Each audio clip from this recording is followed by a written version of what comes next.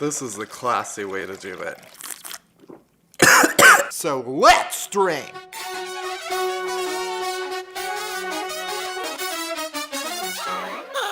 I think if you raise your finger while drinking anything, it counts as classy. See, my glass is almost no fingerprints. Yours covered. I do, to be honest, my video series every week.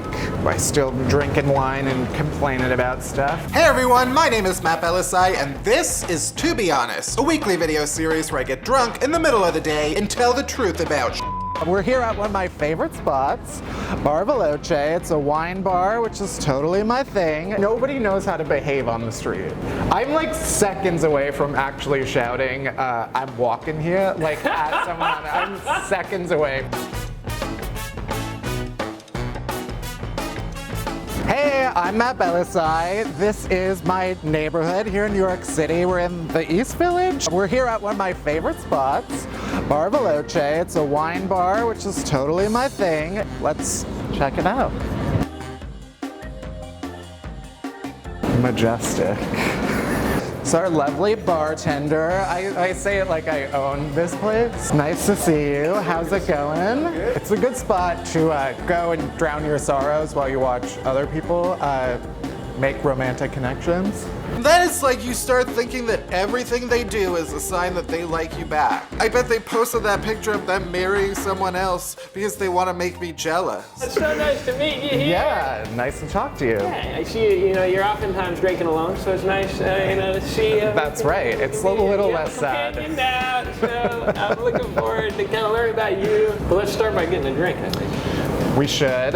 What are we drinking? Sparkling Pinot Noir. Yeah? It's refreshing, absolutely. All right, let's try that. Initially, I was like, it's in the middle of the day, I got stuff to do. Like, that has stopped me before.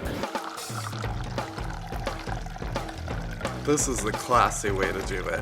I think if you raise your finger while drinking anything, it counts as classy, no matter what's in the glass. So you go, you do a little. So you have to see, my glass is almost no fingerprints, yours covered. So that's how you know.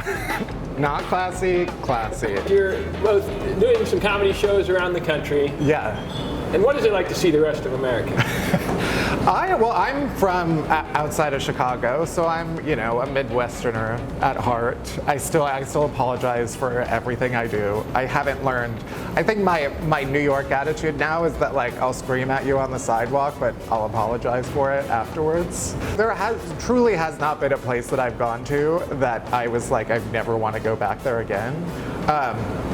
Florida is always questionable, but I love it there. I'll go back. They know what they did.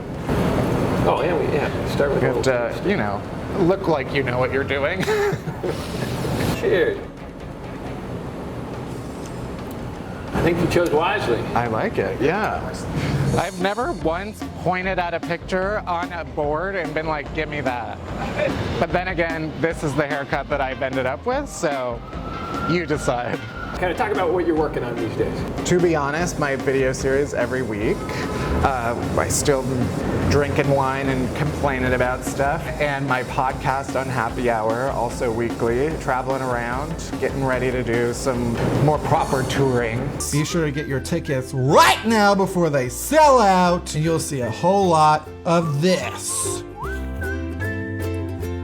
You've been in New York now for a while. Yeah, since 2012. And you know its perks and its awfulness. I mean, right now it's the middle of summer and it's already too hot for me. I literally can measure my laziness based on what I'm willing to pick up when I've dropped it. If I drop a credit card, I'm like, I'll just cancel it. It's not worth me bending over. Nobody knows how to behave on the street. Literally nobody. It is infuriating. Gay people walk 1.5 times faster than straight people. I need an express lane. I'm seconds away from actually shouting, I'm walking here, at someone. I'm seconds away from becoming that person. Straight people are always shuffling along the sidewalk with their sandals and their bootcut jeans, just getting in my way while I'm trying to power walk with my iced coffee.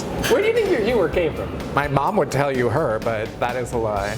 I jokingly ask a lot of comedians who come on my podcast what your like superhero origin story, some like bit by a spider trauma that happened to them that made them funny. Gay people especially, like you find humor because you spent so much of your life kind of like deflecting and using humor as a defense and all of that fun stuff that comes up in therapy. Another fun step of a New Yorker, getting a therapist. I feel like they should give coupons when you land at JFK for therapy.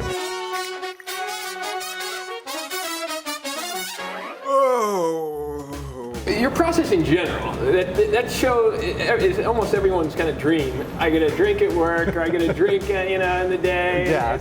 But what is your actual process as a comedian as you tell these and make these videos? I definitely made no secret about the fact that I'm a writer first, a comedy writer, and so I do have a bunch of notes before I go into any video shoot. A lot of people assume that it's just like, wow, he gets drunk and it's just off the cuff. The machine. No, when I get drunk, I remember my producer when I worked at BuzzFeed, I would always say, let's just go for it. I have enough notes already, and he'd be like, no, because you're gonna get drunk and then you're gonna not remember anything. So I always like to have a good framework going in, and then once the wine starts doing its job, we'll go with the flow. But it's always nice to have an outline to get back to, which is kind of the same for a stand-up show.